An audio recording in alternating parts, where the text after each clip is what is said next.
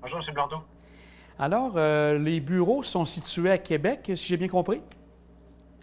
Oui, absolument. Donc, l'Association québécoise de prévention du suicide, on est établi à Québec depuis 2010, 2009-2010. Avant, on était à Montréal. Mais des changements au sein du personnel ont fait en sorte qu'on a décidé de rapprocher l'organisation des centres de décision. Est-ce qu'il y a des points satellites ailleurs au Québec ou tout est regroupé à Québec? En fait, on n'a pas d'autres bureaux ailleurs qu'à Québec. Cependant, on a des employés qui sont situés dans plusieurs villes du Québec, notamment Sherbrooke, Gatineau, Montréal. Donc, on est vraiment une organisation qui est provinciale. Si on regarde pour toute la question de prévention du suicide, ce qui s'est passé, les gens de l'Institut de santé du Québec mentionnaient que c'était demeuré stable au niveau des suicides et des tentatives de suicide. Si on regarde pour le nombre d'appels reçus dans les centres d'appel, même si ce n'est pas nécessairement sous votre juridiction, mais vous avez quand même des contacts avec eux, est-ce qu'on a eu une augmentation au niveau du nombre d'appels par rapport à tout ça? Effectivement, avec l'arrivée de la pandémie en 2020, on avait certaines craintes par rapport à l'état de santé mentale de la population. On se doutait qu'il y aurait des impacts majeurs, surtout si la pandémie devait se prolonger. Et effectivement, du côté santé mentale, on a constaté une augmentation de la détresse. Ça a été validé par des études scientifiques et on a pu voir, notamment dans les centres de prévention du suicide, une augmentation du nombre d'appels. Par contre, cette augmentation-là a pu varier d'une région à l'autre. Et dans le temps. Donc, elle n'a pas été constante. Mais depuis le début de la cinquième vague, il faut admettre que on a pu constater une légère augmentation, mais surtout une variation dans l'état de santé mentale de la population. On constate que la population est plus désabusée, davantage de symptômes. La bonne nouvelle, c'est qu'ils font appel aux ressources d'aide. Ils connaissent davantage des ressources. On a travaillé très, très fort justement pour faire en sorte que ces ressources-là soient connues. Le 866 appel, suicide.ca notamment. Donc, ce qui a fait en sorte que la population s'en est servie. Et est-ce que dans les données que vous avez eues comme en main, est-ce qu'il y a eu des groupes plus précis qui ont eu à faire appel au service d'aide? Bien, encore une fois, ça a varié dans le temps et dans les régions. Dans certaines régions, on a constaté qu'il y avait plus d'appels de personnes âgées. À d'autres endroits, ça a pu être d'autres catégories de la population. Moi, ce que je peux vous dire, par exemple, dans le cadre du Service numérique québécois de prévention du suicide, qui offre de l'intervention par clavardage et par texto, on a constaté un afflux important de demandes d'intervention qui provenaient d'une population beaucoup plus jeune, donc les 40 ans et moins, et particulièrement les 18 à 25 ans. Donc, on se rend compte que le service vient répondre aux besoins d'une clientèle qui est plus jeune, qui utilise les nouvelles technologies pour communiquer beaucoup plus que le téléphone. Donc, c'est ce qu'on a pu observer depuis le début de la pandémie. Est-ce qu'il y a une augmentation ou bien une différence au niveau des demandes par rapport aux hommes, par rapport aux femmes? Est-ce que ça, c'est 50-50?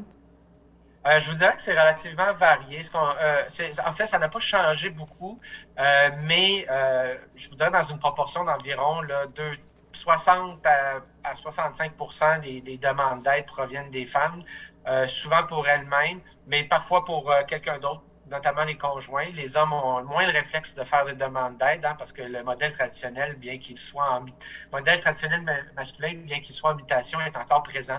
Un homme, ça ne demande pas d'aide. Un homme, ça règle ses problèmes tout seul. Donc, des fois, le processus pour obtenir de l'aide ou même faire la demande peut être plus compliqué. Donc, ce qui pourrait expliquer pourquoi les femmes consultent, font davantage appel aux ressources d'aide. Pour voir, parce que c'est sûr que des fois, on essaie d'aider les gens qui sont en difficulté. Est-ce qu'il y a des signes avant-coureurs qui nous permettent de dire, là, fais attention à telle situation parce que la personne peut peut-être poser l'acte malheureux? Ben, effectivement, généralement, ça n'arrive pas tout le temps, mais généralement, une personne qui va faire une tentative de suicide, va passer à l'acte, va démontrer des signes avant-coureurs. Donc, il faut être attentif. Souvent, ce qu'on recommande aux gens, c'est d'observer les changements dans l'humeur. Donc, tout à coup, si la personne paraît plus stressée, plus morose, ça peut être aussi dans l'agressivité, donc s'il y a des comportements de ce type-là. Ça peut être aussi dans les habitudes de vie. Donc, si, par exemple, on constate que l'alimentation, le sommeil, l'hygiène se détériore, donc ça aussi, ça peut être des signes avant-coureurs. La personne peut verbaliser des situations difficiles. Donc, tout ça, ce sont des signes qui doivent nous inquiéter si on les observe. Et si c'est le cas, bien, à ce moment-là, d'aller vers la personne, de ne pas hésiter à aller mentionner ce qu'on a observé depuis quelque temps, de dire que ça nous inquiète. et même d'aborder la question du suicide avec la personne. Il n'y a pas de danger de lui donner tout à coup l'idée de passer à l'acte. Au contraire, ça peut être la première occasion pour la personne d'exprimer une vulnérabilité et même des idées suicidaires. On peut avoir un préjugé, les gens disent, bon, ben, j'ai pas toutes les compétences pour aider une personne qui est vraiment en difficulté.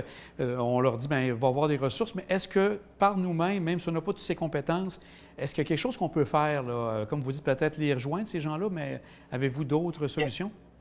On peut tous jouer un rôle en prévention du suicide. On peut tous poser des gestes qui peuvent faire la différence dans la vie de la personne. Faut juste reconnaître nos limites. On n'est pas des intervenants spécialisés en prévention du suicide. Tous et chacun, on n'a pas été formés pour ça. Par contre, ces gens-là sont disponibles. Alors, notre rôle, c'est simplement d'être quand on constate qu'une personne ne va pas bien, c'est d'aller vers cette personne-là et être en mode écoute, valider ce qui se passe et proposer notre aide, proposer d'accompagner la personne vers les ressources d'aide. On peut, par exemple, lui dire, écoute, ce que tu dis là, ça m'inquiète. Je pense qu'on pourrait aller chercher de l'aide. Si tu veux, je peux appeler avec toi. Je peux agir comme intermédiaire de manière vraiment à faire en sorte que la personne, qu'on resserre le filet de sécurité autour de la personne qui va moins bien, que la personne se sente soutenue, que cette personne se sente écoutée. Et évidemment, d'appeler au 1866 appel, de clavarder au suicide.ca. Ce sont des intervenants qui sont spécialisés en prévention du suicide, qui savent quoi faire, qui vont nous accompagner dans cette situation-là. On est chanceux, ils sont disponibles et accessibles partout au Québec, 24 heures par jour. Donc, il ne faut vraiment pas hésiter à faire appel à eux. Donc, j'aimerais peut-être voir, comme vous disiez tantôt, vous avez une nuance versus peut-être les centres de prévention du suicide versus votre rôle. Peut-être nous départager un peu le rôle, votre rôle précisément au niveau de l'association. Oui, mais en fait, l'association, nous, on vise d'abord et avant tout à sensibiliser la population, les communautés, à influencer les dirigeants pour que des décisions soient prises favorablement à la prévention du suicide pour qu'on la développe. On propose aussi des programmes de formation. Je vous dirais, là, on a une vingtaine de programmes de formation qui s'adressent autant à des intervenants spécialisés qu'à des citoyens qui veulent faire une différence dans leur milieu. Bon an, mal an, environ 5000 personnes vont suivre partout au Québec une formation qui est proposée par l'association. Et depuis 2020, maintenant, on offre le service numérique québécois de prévention du suicide dont je parlais, qui est vraiment le service de clavardage spécialisé en prévention du suicide. La seule nuance, c'est qu'on est moins présent sur le terrain comparativement à les centres de prévention du suicide qui, eux, sont des organismes communautaires qui sont présents dans presque toutes les régions du Québec et qui sont disponibles pour donner des services directs en prévention du suicide à la population. Et vous avez sûrement en lien avec les psychologues. Comment ça fonctionne avec eux? Est-ce que ça, c'est des gens qui sont des bonnes ressources pour vous également? Bien, on collabore de très près avec le milieu de la psychologie, évidemment. La psychologie, la psychothérapie fait partie des solutions qui permettent de prévenir le suicide. Donc, on a des collaborations notamment avec l'Ordre des psychologues. Plusieurs d'entre eux vont suivre nos formations. Notamment. On a aussi fait des activités de communication. On a déjà eu des partenariats dans le cadre de la semaine de prévention du suicide. Donc, c'est certain que le milieu de la psychologie est un acteur clé dans la prévention du suicide. J'avais vu un terme aussi sur votre site qui parle de postvention. Pouvez-vous nous décrire un peu à quoi ça consiste? Absolument. En fait, on a des modèles qui proposent la prévention du suicide. Un de ces modèles-là, c'est une espèce de roue qui propose il faut agir en prévention, donc avant. Il faut agir en intervention, donc pendant qu'une personne vit un épisode suicidaire. Il faut agir en postvention aussi. Lorsque, malheureusement, dans un milieu survient un suicide, on sait que ça fragilise énormément les gens dans l'entourage. Certains peuvent être plus fragilisés que d'autres et même ça peut amener, dans certains cas, un effet d'entraînement qu'il faut limiter le plus possible. Donc, la postvention, ce sont vraiment les mesures que l'on va mettre en place dans un milieu pour soutenir, aider les personnes qui sont affectées par un suicide et éviter la contagion. Il y a eu et en ce sens-là, on propose un programme là, qui a été lancé là, en 2020, un programme de postvention qui est en déploiement actuellement partout au Québec, de faire en sorte que les milieux s'équipent, s'outillent pour être en mesure de bien, par exemple, un milieu scolaire. Donc, évidemment, les suicides, on peut pas toujours les prévenir malheureusement, mais lorsqu'ils surviennent, on peut définitivement planifier la réaction de manière à éviter là, que des situations puissent s'envenimer. Donc, ce programme-là est disponible et déployé partout au Québec depuis 2020 et j'encourage fortement les milieux à s'y intéresser. Donc, ils peuvent contacter leur centre de prévention du suicide local pour suivre des formations notamment. J'ai vu aussi que vous avez qu'on a la possibilité de devenir membre de l'association. Est-ce qu'il y a des critères particuliers où tout le monde peut devenir membre de l'association?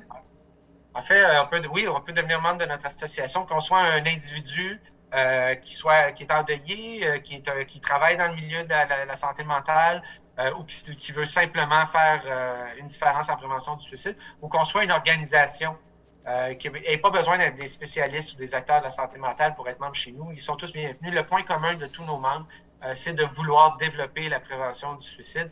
Donc, en ce sens-là, on invite les citoyens à joindre à nous de manière à faire grandir le mouvement. Et pour voir aussi les gens qui ont besoin d'informations, je crois qu'il y a des trousses qui sont sur votre site qui permettent d'en savoir un peu plus sur la prévention. Oui, absolument. Il y a du matériel qui peut être téléchargé. On nous demande, là, on le fait moins depuis 2 ans parce qu'on est moins présent dans les milieux à cause de la pandémie, mais les gens nous abordaient souvent pour nous demander, moi, je veux faire la différence, mais je ne sais pas quoi faire.